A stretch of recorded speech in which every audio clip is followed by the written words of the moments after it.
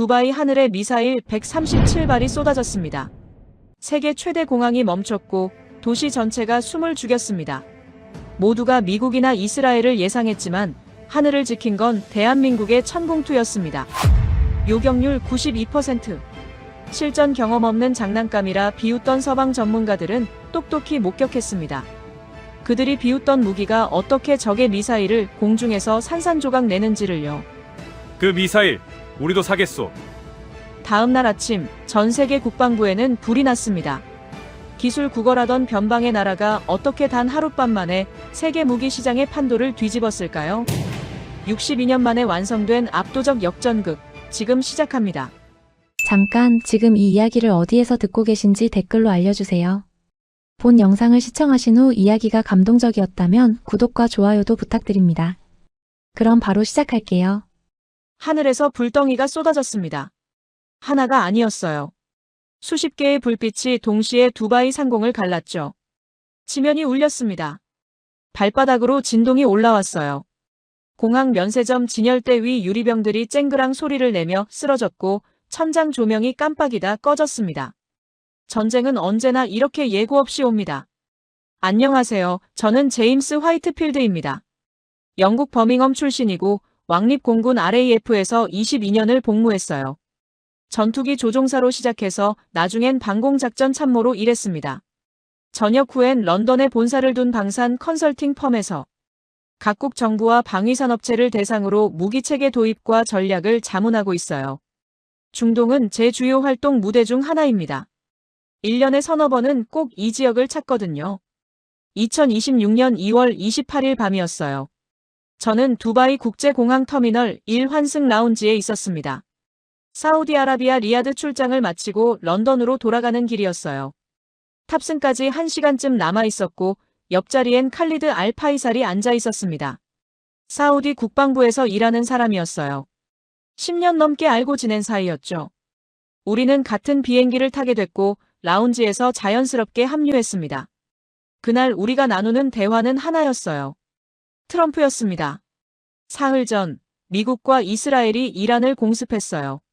트럼프 대통령이 직접 승인한 작전이었습니다. 이란 핵시설과 군사기지 여러 곳이 타격을 받았고 이란 최고 지도자는 즉각 보복을 선언했어요. 중동 전체가 숨을 죽이고 있었습니다. 칼리드는 커피잔을 내려놓으며 말했어요. 이란이 가만히 있지 않을 거야. 문제는 어디를 치느냐지. 저도 같은 생각이었습니다. 이란의 보복 타깃으로 거론되는 곳은 여러 곳이었어요. 이스라엘 본토, 주변 미군 기지, 그리고 미국과 가까운 걸프만 국가들. 두바이는 그 목록에서 빠지지 않는 도시였습니다. 그러면서 칼리드가 덧붙였어요. 그나저나 UAE가 작년에 한국 미사일 실전 배치한 거 알아요? 천궁2. 이란이 치고 오면 저게 첫 번째 관문이 될 텐데. 저는 알고 있었습니다. 2022년 계약 당시 보고서에 적어둔 적이 있었거든요. 하지만 솔직히 그때는 각주 한 줄이었어요. 대수롭지 않게 넘겼던 이름이었습니다. 그때 경보음이 울렸습니다. 처음엔 오작동인 줄 알았어요. 두바이 공항은 하루 수십만 명이 오가는 곳이니까요. 하지만 칼리드가 먼저 자리에서 일어섰습니다. 사우디 공군 출신의 몸이 머리보다 먼저 반응한 거였어요. 저도 따라 일어섰습니다. 방송이 터미널 전체에 울려 퍼졌어요. 아랍어로 먼저 나왔고 곧이어 영어가 따라왔습니다. 긴급 상황입니다. 모든 승객은 즉시 대피하십시오. 출발 안내 게시판이 일제히 빨간색으로 바뀌었어요. 에미레이트 항공, 브리티시 에어웨이, 루프트한자. 운항 취소라는 글자가 줄줄이 떴습니다. 게이트 직원들이 마이크를 내려놓고 뛰기 시작했어요. 첫 번째 폭발음이 들렸습니다. 둔탁하고 묵직한 소리였어요. 총성과는 달랐고 포성과도 달랐습니다. 22년 공군 생활 동안 수없이 들었던 바로 그 소리. 미사일이 공중에서 격추될 때 나는 소리였어요. 저는 반사적으로 창가로 걸어갔습니다. 칼리드도 따라왔어요. 두바이의 밤하늘이 전쟁터로 변해 있었습니다. 수평선 위로 불빛이 연속해서 터졌어요. 높은 곳에서, 낮은 곳에서, 여러 방향에서. 터미널 유리창이 떨렸고 면세점 선반 위 향수병들이 쓰러지는 소리가 났습니다. 비상등이 켜지며 터미널 전체가 붉은 빛으로 물들었어요. 사람들이 뛰기 시작했습니다. 캐리어를 버리고 뛰는 사람, 아이를 안고 웅크리는 사람, 바닥에 주저앉아 기도하는 사람. 면세점 재즈 음악이 폭발음과 비명 사이로 여전히 흘러나오고 있었어요. 그 기묘한 조합이 지금도 머릿속에서 지워지지 않습니다. 저는 창가에서 눈을 떼지 않았어요.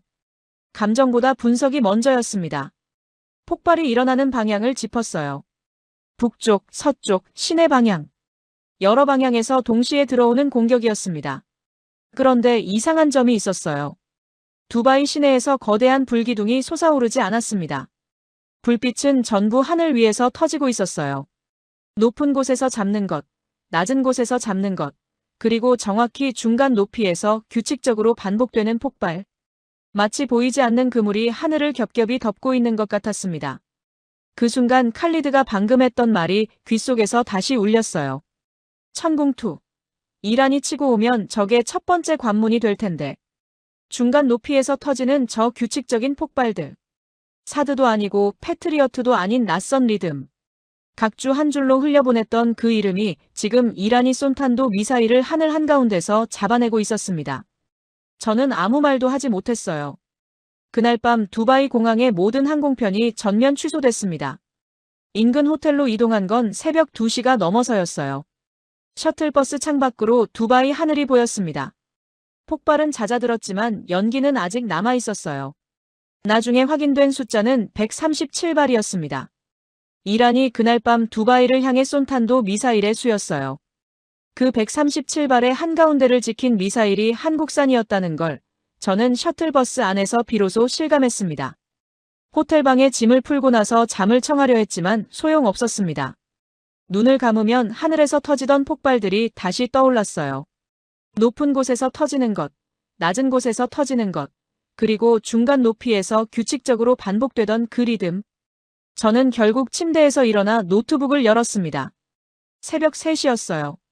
방산 컨설턴트로 20년 가까이 일하면서 저는 수십 가지 방공 시스템을 분석해왔습니다. 미국 것도 러시아 것도 프랑스 것도 봤어요. 그런데 오늘 밤 두바이 하늘에서 제가 목격한 건 단순히 미사일 하나가 일하는 장면이 아니었습니다.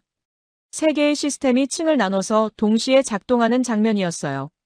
그 구조를 머릿속에서 다시 정리하기 시작했습니다. 하늘을 층으로 나눈다는 개념부터 설명드릴게요. 축구팀을 생각해보시면 이해가 쉽습니다. 골키퍼가 있고 수비수가 있고 미드필더가 있죠. 세 포지션이 각자의 구역을 나눠 맡으면서 하나의 팀으로 움직이는 겁니다. 방공망도 마찬가지예요. 하늘을 위아래로 나눠서 각 구역을 담당하는 미사일이 따로 있습니다.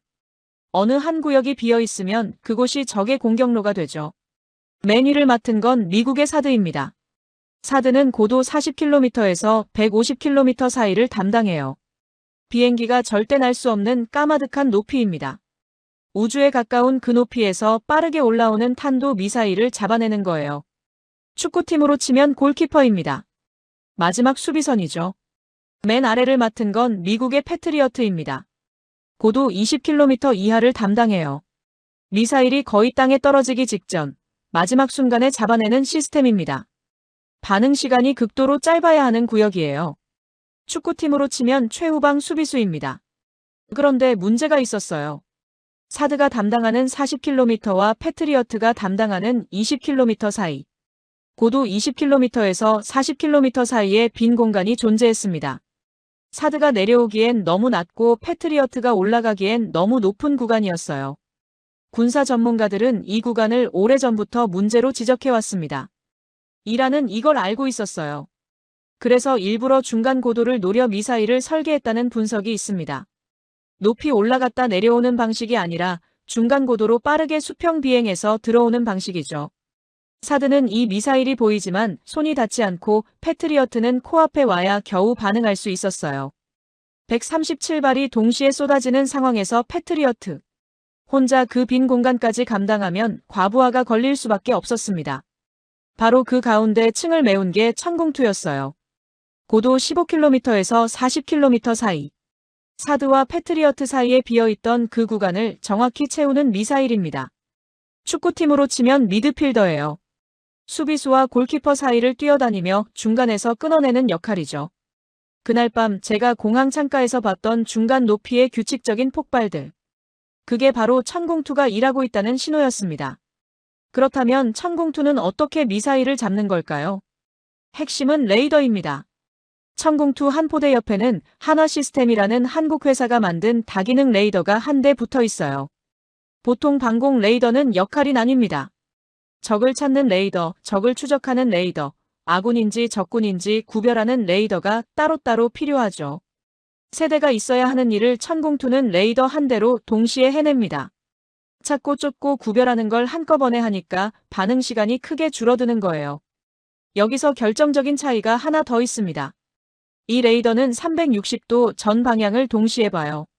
앞도, 뒤도, 옆도 한꺼번에 감시합니다.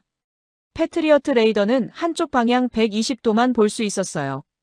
부채꼴 모양으로 정면만 보는 거죠. 뒤에서 미사일이 날아오면 레이더 장비를 물리적으로 돌려야 했습니다. 전쟁터에서 그 몇 초가 생사를 가를 수 있어요. 여러 방향에서 동시에 공격이 들어오는 상황에서 360도 감시 능력은 결정적인 장점이었습니다. 레이더가 표적을 잡으면 요격 미사일이 발사대에서 수직으로 솟아오릅니다. LIGNX1이라는 한국 회사가 만든 요격탄이에요. 이 미사일은 적 미사일을 향해 곧장 날아가서 정면으로 부딪혀 산산조각 냅니다. 근처에서 폭발시켜 파편으로 파괴하는 방식이 아니에요.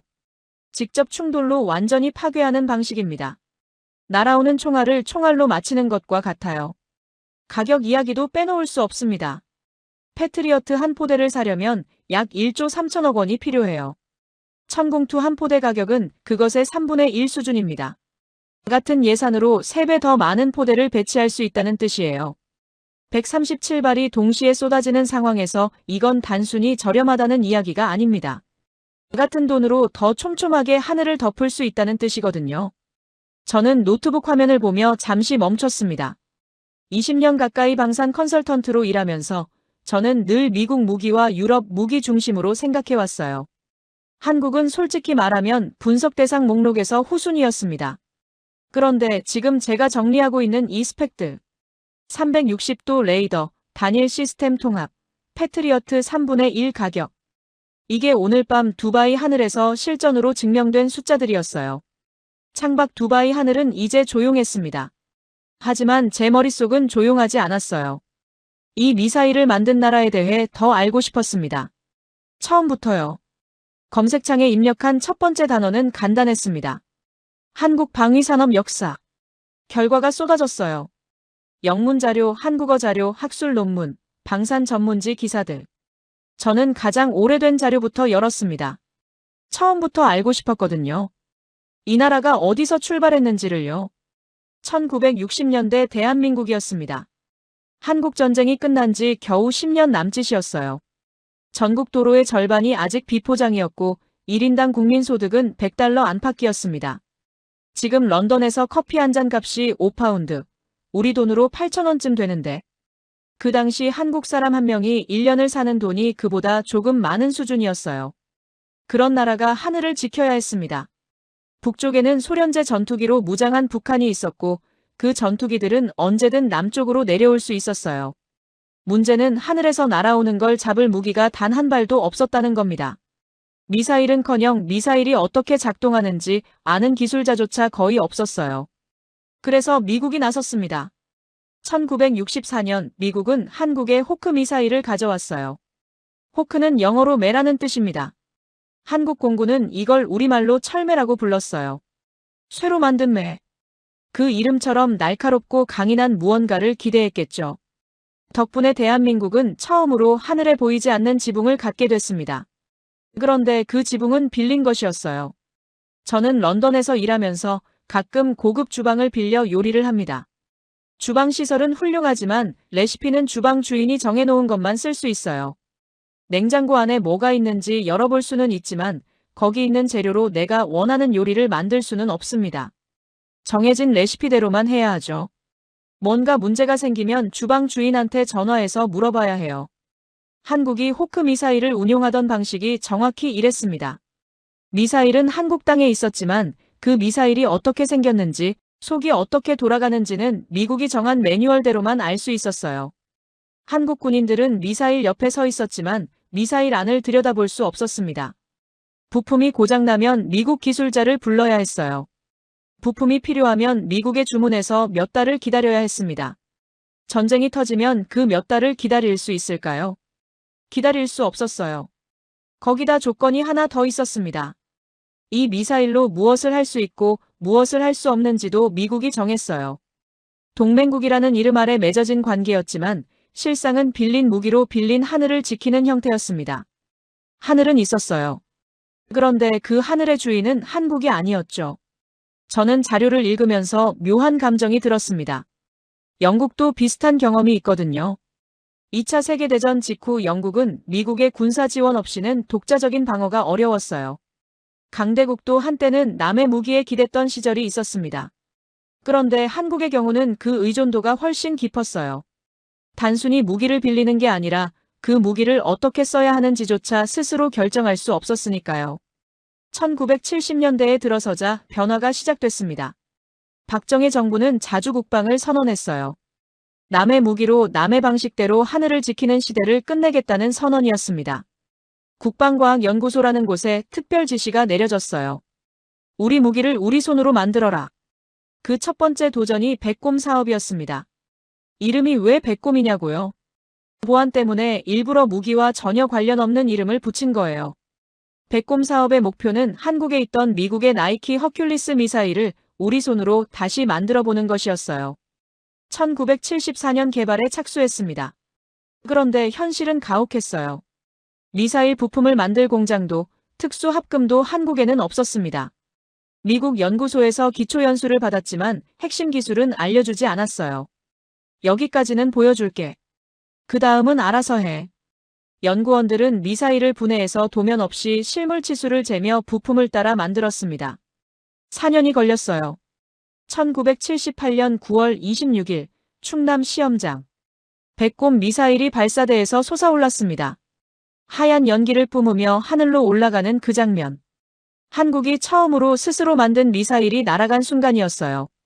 핵심 부품의 90%를 국산화했고 사거리는 180km였습니다. 서해 어딘가에서 쏘면 평양에 닿는 거리였어요.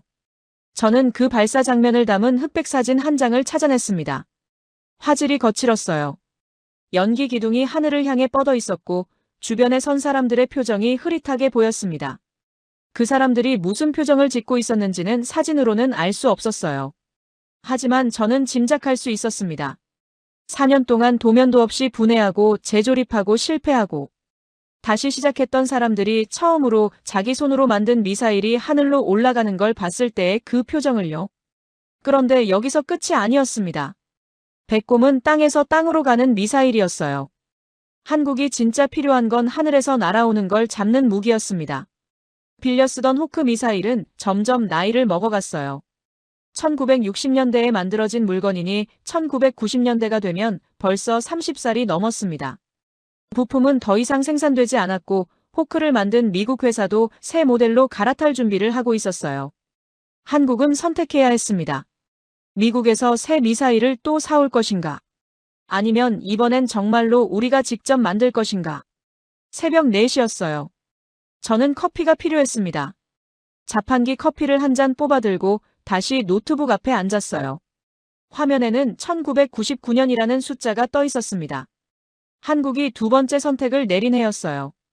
그 선택이 어떤 결과를 만들어냈는지 저는 계속 읽어내려갔습니다. 1999년. 한국은 두 번째 선택을 했습니다. 이름은 철매의 사업이었어요. 옛날 미국에서 빌린 호크, 그 철매를 대체한다는 뜻이었습니다. 그런데 이번엔 사오는 게 아니었어요. 직접 만들겠다는 거였죠. 빌린 악보로 남의 음악을 연주하던 시대를 끝내고 처음부터 우리 악보를 직접 쓰겠다는 선언이었습니다. 투입 예산은 약 8천억 원. 문제는 돈이 아니라 기술이었어요. 1999년 당시 한국은 하늘에서 날아오는 적을 잡는 미사일을 단 한 번도 처음부터 설계해 본 적이 없었습니다. 앞서 말씀드린 백곰 미사일은 미국 미사일을 분해해서 따라 만든 거였어요. 이번은 달랐죠. 날아오는 표적을 스스로 쫓아가서 잡는 미사일이었으니까요. 표적이 방향을 바꾸면 미사일도 방향을 바꿔야 했습니다. 그 판단을 미사일 스스로 해야 했어요. 미사일 안에 두뇌가 있어야 한다는 뜻이었습니다. 그 두뇌를 만드는 기술이 핵심이었는데 한국 혼자서는 막막했어요. 그래서 뜻밖의 나라에 손을 내밀었습니다. 러시아였어요. 1990년대 초 소련이 무너지면서 러시아는 경제가 크게 흔들리고 있었습니다. 세계 최고 수준의 군사 기술을 가진 나라가 돈이 없어 그 기술을 팔아야 하는 상황이었어요. 한국은 기술이 필요했고 러시아는 돈이 필요했습니다. 1999년 한국은 러시아에 280만 달러를 내고 방공 미사일 기술 일부를 넘겨받았어요. 교과서를 한 권 산 셈이었습니다. 그런데 교과서를 샀다고 시험을 잘 보는 건 아니었어요. 러시아가 넘겨준 건 기본 골격뿐이었습니다. 미사일의 대략적인 구조와 원리까지는 알려줬어요. 하지만 세부 성능과 실전 운용 방법은 빠져 있었습니다. 어디까지 알려줄지는 러시아가 정했어요. 핵심적인 부분에 다가갈수록 문이 닫혔습니다. 여기까지가 끝이야. 나머지는 너희가 알아서 해. 냉전시대 최강의 군사기술을 보유했던 나라답게 정말 중요한 건 절대 내주지 않았어요. 결국 한국 연구원들은 러시아에서 받은 뼈대 위에 살을 직접 붙여야 했습니다.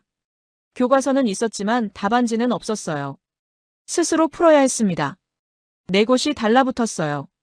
국방과학연구소가 전체 설계와 통합을 지휘했습니다. 한화 시스템이 레이더를 맡았어요.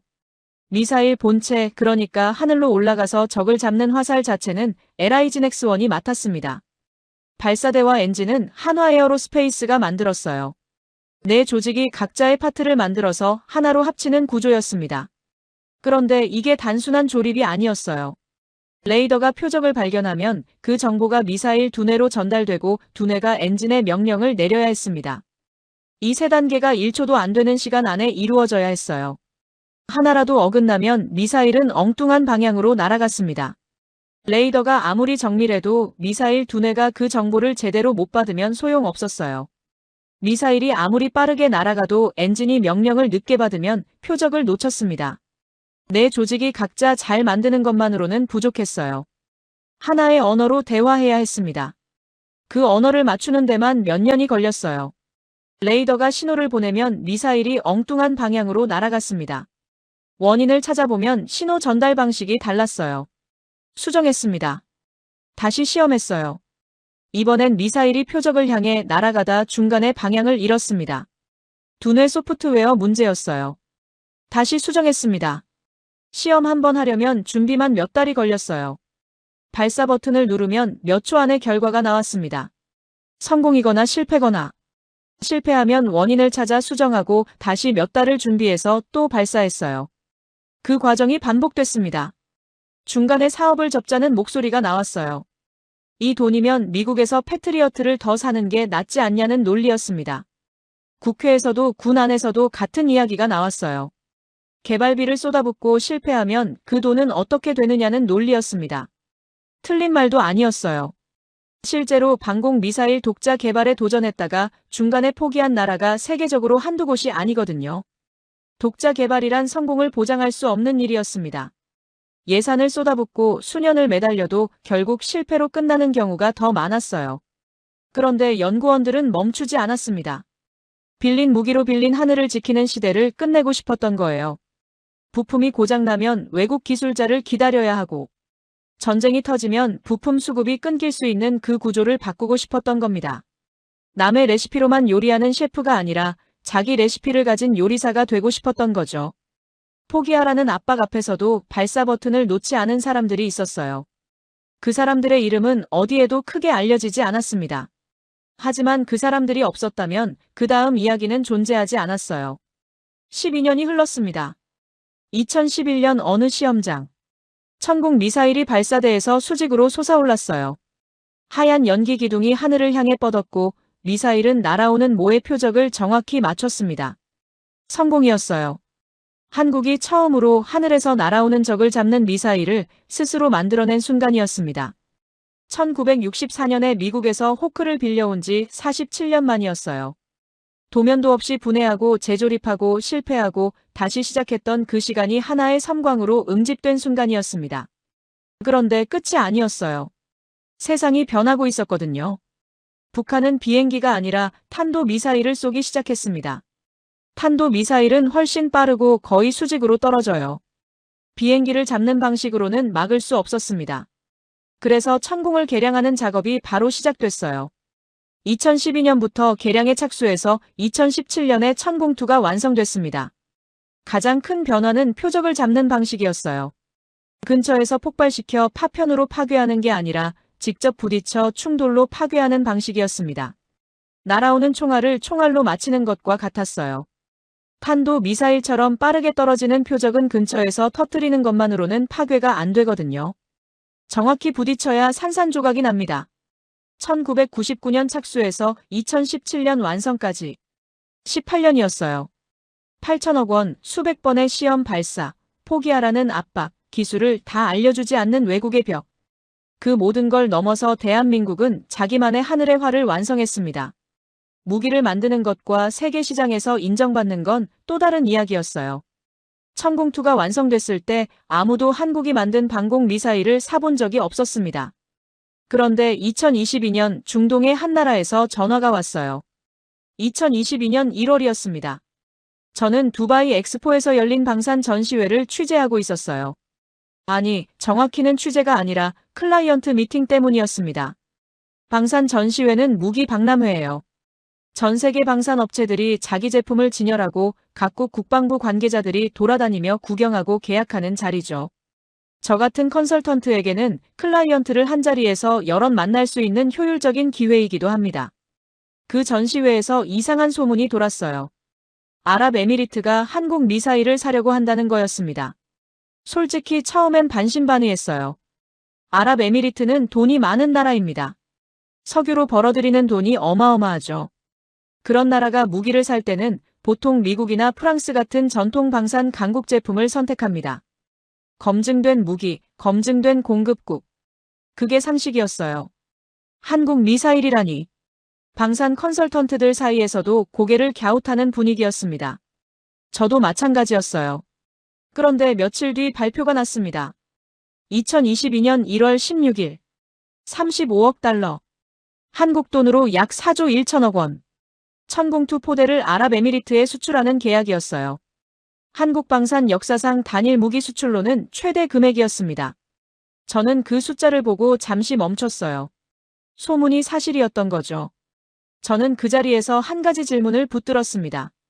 왜 하필 한국 미사일이었을까? 아랍에미리트가 살 수 있는 선택지는 많았어요. 미국의 패트리어트, 프랑스의 아스터, 이스라엘의 에로우.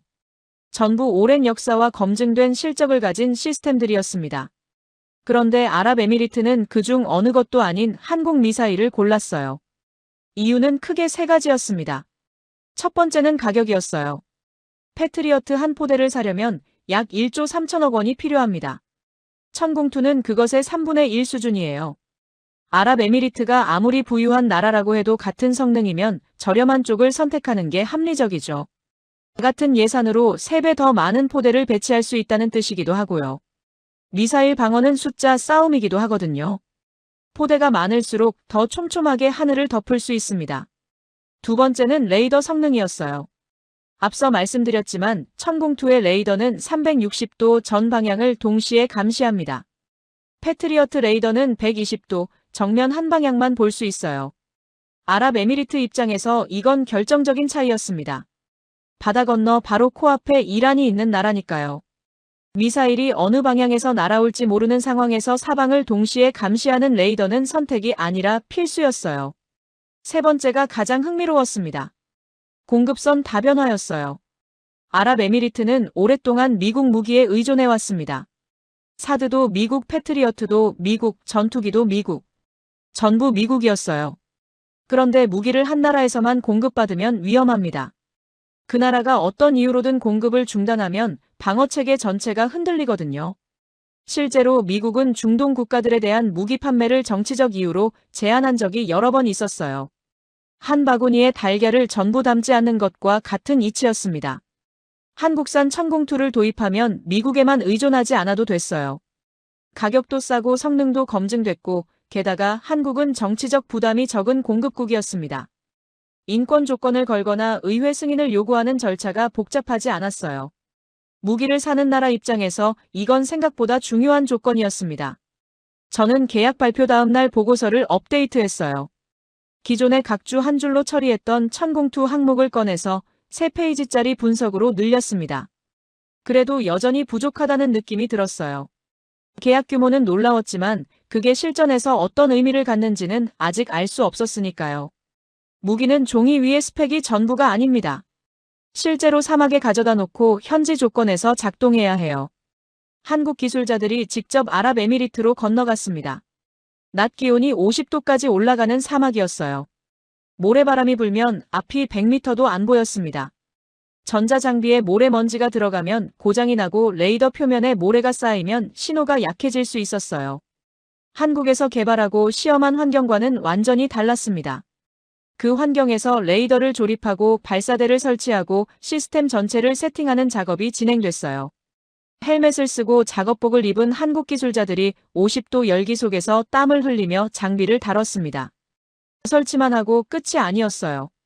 운용 교육이 1년 가까이 이어졌습니다.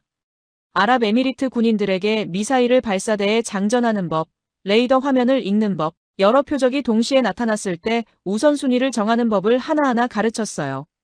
나중에 아랍에미리트 군 관계자가 이런 말을 했다고 합니다. 한국 사람들은 매뉴얼에 없는 것까지 가르쳐준다. 저는 그 말을 전해 듣고 메모해뒀습니다. 무기의 성능만큼 중요한 게 사후관리고 사후관리의 핵심은 결국 사람이거든요. 2026년 2월 27일. 그러니까 이란이 미사일을 쏘기 단 하루 전이었어요. 한국 대통령 비서실장이 아랍에미리트를 방문해서 350억 달러, 한국 돈으로 약 50조 원 규모의 방산 협력 양해각서를 맺었습니다.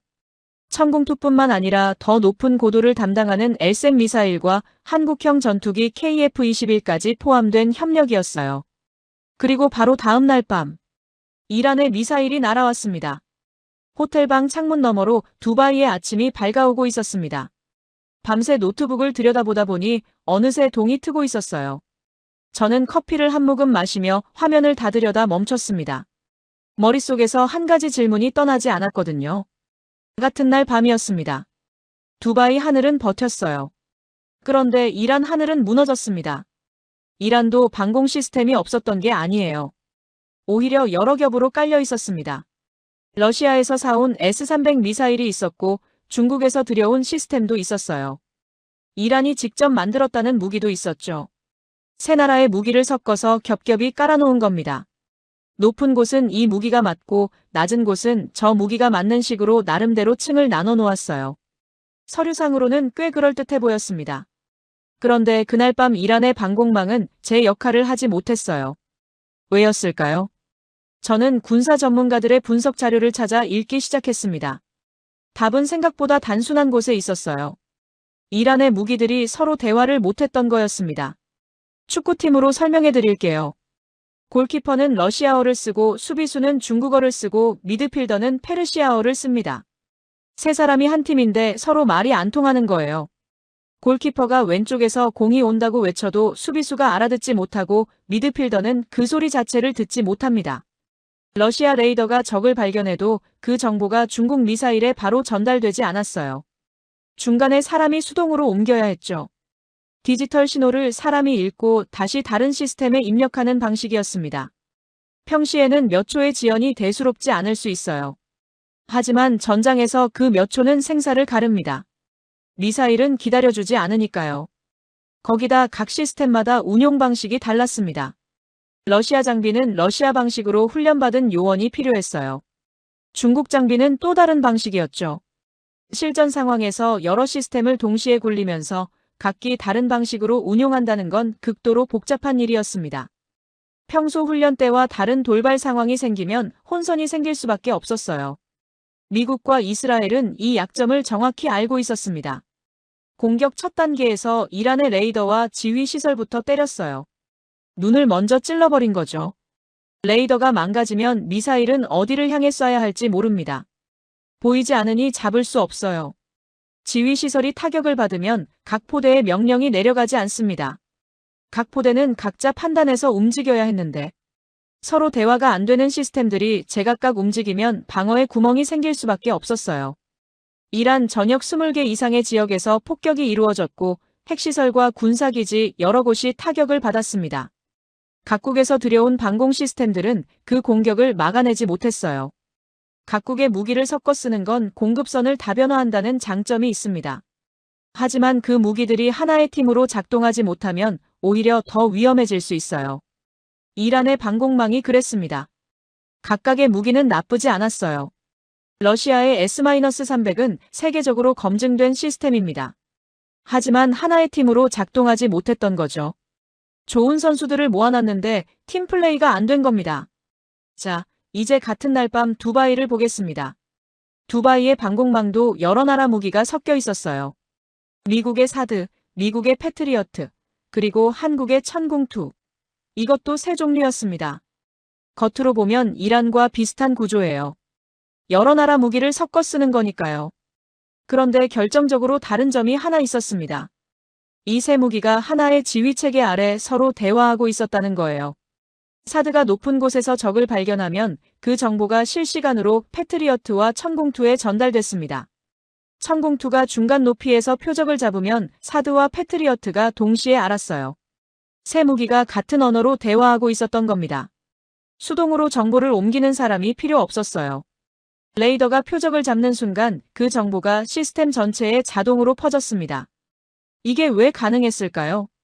천궁2를 개발할 때부터 한국은 이 점을 염두에 뒀습니다. 독자 개발이지만 미국 시스템과 함께 작동할 수 있도록 설계한 거예요. 천궁2의 소프트웨어는 미국의 지휘 통제 체계와 연동될 수 있도록 만들어졌습니다. 한국 레이더가 잡은 정보가 미국의 사드 지휘 체계에도 실시간으로 흘러가도록 설계했어요. 무기를 잘 만드는 것과 다른 무기와 함께 잘 싸우게 만드는 것. 이 둘은 완전히 다른 능력입니다. 한국은 두 번째 능력까지 갖추고 있었던 거예요.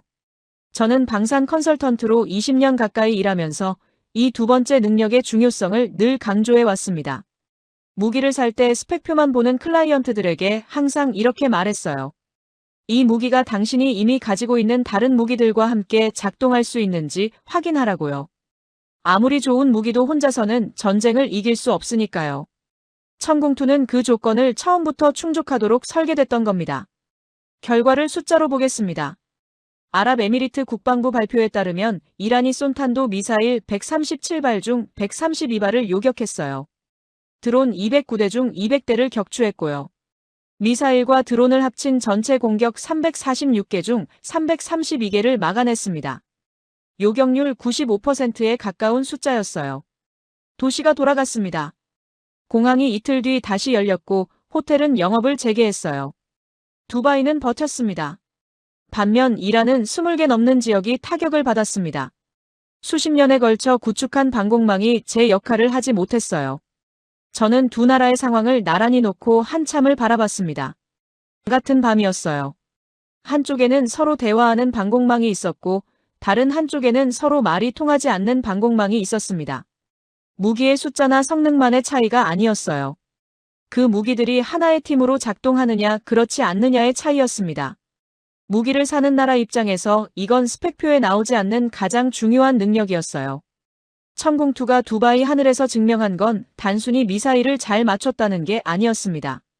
실전에서 다른 나라 무기와 함께 한 팀으로 싸울 수 있다는 걸 증명한 거였어요. 방산 시장에서 이보다 강력한 증거는 없습니다. 저는 노트북을 닫고 창밖을 바라봤어요.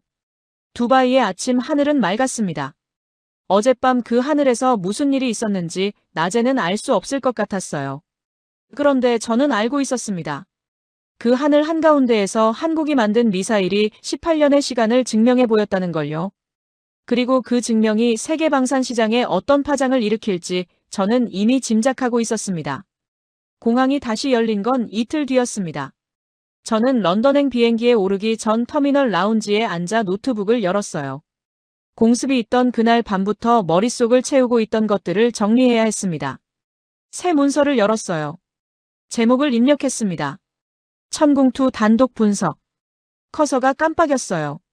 4년 전 각주 한 줄로 처리했던 그 미사일이 이제 단독 보고서의 주인공이 됐습니다. 그때 런던 본사에서 전화가 왔어요.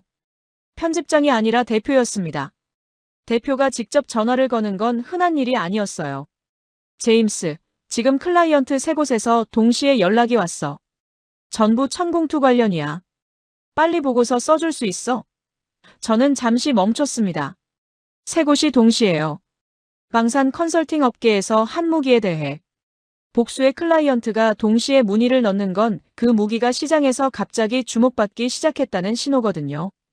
그것도 실전 검증 다음 날에요. 알겠습니다. 런던 도착하는 대로 시작하죠. 비행기 안에서 저는 생각했습니다. 왜 지금 이 시점에 세 클라이언트가 동시에 움직이는 걸까? 답은 간단했어요. 무기 시장에서 가장 강력한 마케팅은 실전 검증이거든요. 시험장에서 100% 명중했다는 발표보다 실제 전쟁에서 작동했다는 사실 하나가 훨씬 설득력이 있습니다. 어젯밤 두바이 하늘이 바로 그 증거가 된 거예요. 런던에 도착해서 보고서를 쓰기 시작하면서 저는 숫자들을 다시 정리했습니다. 2022년 1월 아랍에미리트와의 계약 35억 달러, 한국 돈으로 약 4조 1천억 원. 이게 시작이었어요. 그런데 이 계약이 도미노의 첫 번째 조각이었다는 걸 저는 그때 몰랐습니다. 아랍에미리트가 계약을 발표하자 주변 나라들이 움직이기 시작했거든요.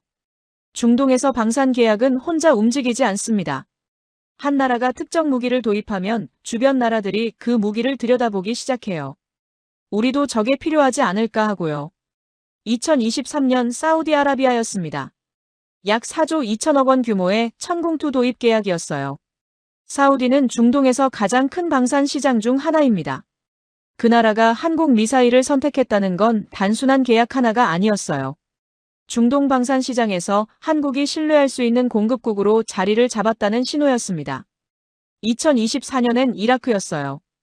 약 3조 7천억 원 규모였습니다. 이라크는 수십 년간 분쟁을 겪어온 나라예요. 방공체계가 절실한 나라죠. 그 나라가 한국 미사일을 선택했습니다. 세 나라를 합치면 약 12조 원이었어요.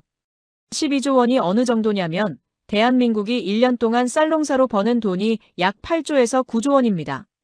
천공투 미사일 하나가 대한민국 쌀 1년치보다 더 많은 돈을 벌어온 거예요. 그런데 이건 시작에 불과했습니다. 앞서 말씀드린 대로 이란이 미사일을 쏘기 단 하루 전인 2026년 2월 27일 한국과 아랍에미리트는 350억 달러, 약 50조 원 규모의 방산 협력 양해각서를 맺었어요.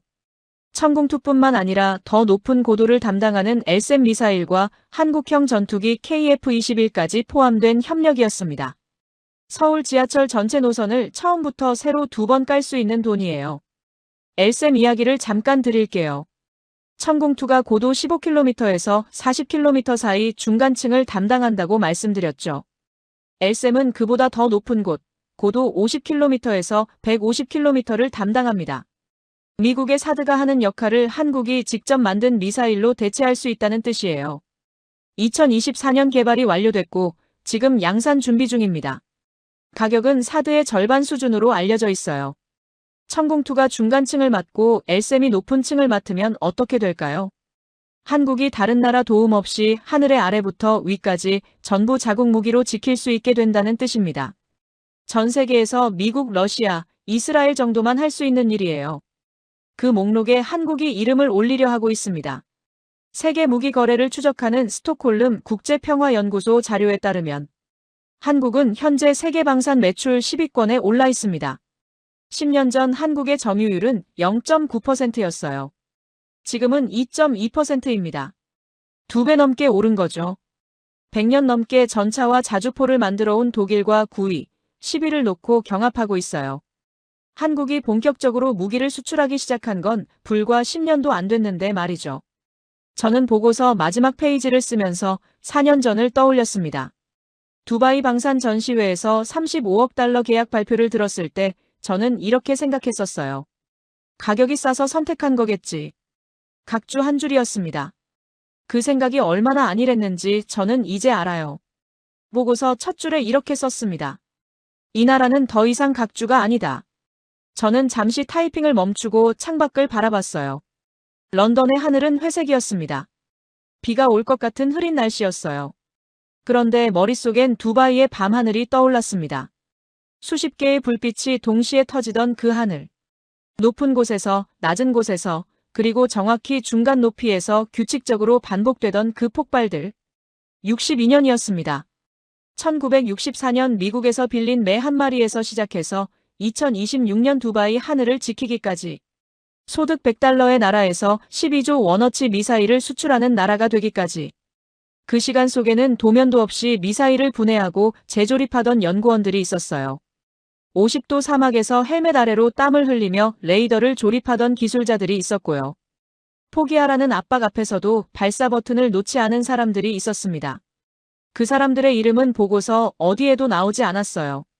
하지만 그날 밤 두바이 하늘 위에서 터진 섬광 하나하나가 그 사람들이 남긴 자리였습니다. 빌린 악보로 남의 음악을 연주하던 나라가 이제 직접 쓴 악보로 세계에서 가장 혹독한 무대에서 연주하고 있었어요.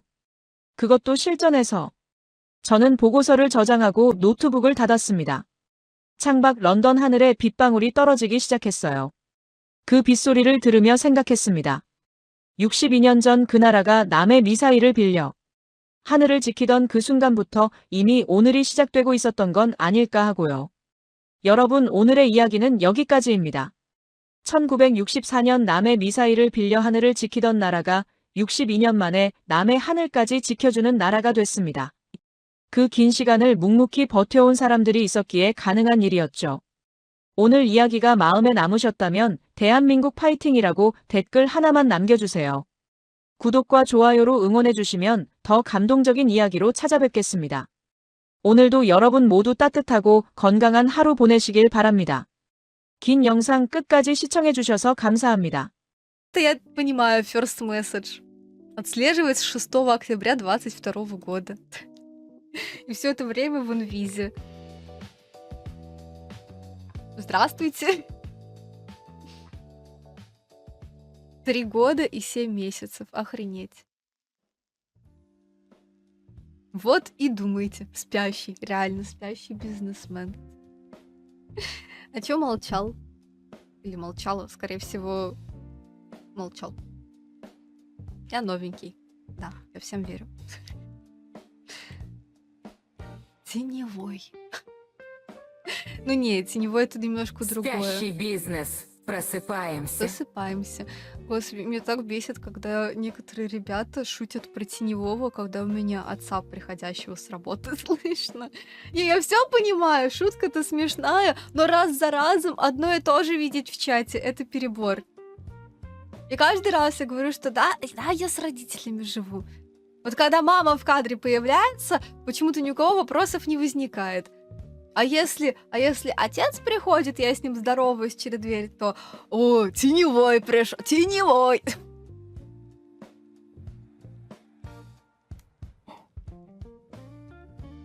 Теневые. Мама и папа. Вот так вот. Хоть на маму не пишет теневая.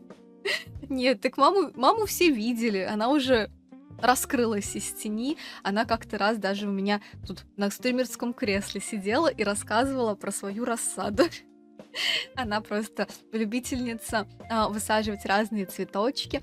Она вот на дачу ездит практически каждые выходные и туда увозит какие-то цветы, которые сама высаживает. Вот. И она как-то приходила сюда и рассказывала про то, как она выращивает петуньи. Она их откуда-то прям некоторые из-за рубежа заказывает, некоторые у кого-то с рук перепокупает, еще что-то. Сама их черенкует на кухне.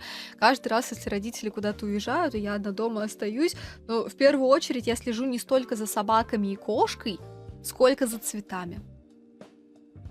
Это круто, обалдеть. Угу. Если вы большие фанаты петуний, если вы хотите себе тоже цветы, то мама сказала, что даже может кому-нибудь из вас это подарить, между прочим.